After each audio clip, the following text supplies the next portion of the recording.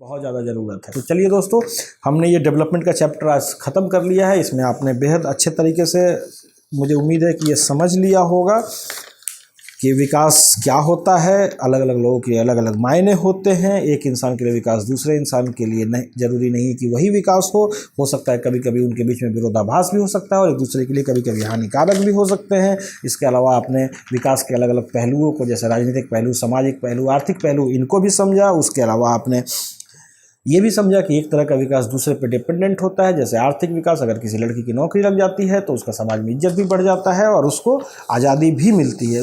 इसके अलावा फिर हमने राष्ट्रीय विकास को भी समझा है। राष्ट्रीय विकास के अराउंड क्या क्या क्वेश्चंस होते हैं, जैसे वो भी हमने समझा है। फिर उनको सुलझाने के क्या क्या तरीके हैं।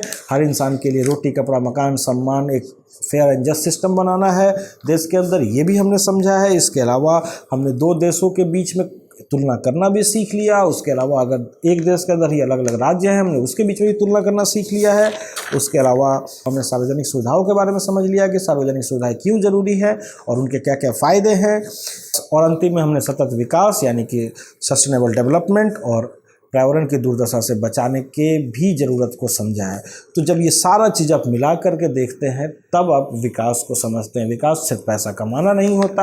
आज आपका ये कॉन्सेप्ट, मुझे उम्मीद है अगर हमने ये पूरा ख़त्म कर लिया इस चैप्टर के बाद, मुझे उम्मीद है कि आपको पूरी तरह से विकास के बारे में हर पहलू समझ में आ गया होगा। और अब आप डेवलपमेंट के ऊपर अगर आप कोई भी न्यूज़ सुनेंगे तो आप पाएंगे कि वो इन सब चीज़ों में से कहीं ना कहीं जा कर के फिट हो जाएगा। इन्हीं के अराउंड बात हो रही होगी। लेकिन क्योंकि ये बेसिक छोटा सा नॉलेज हमें नहीं होता है तो हम न्यूज़ को सही तरीके से समझ नहीं पाते हैं। फिर न्यूज़ जो भी हमें बताता है हम वही सुनते रहते हैं।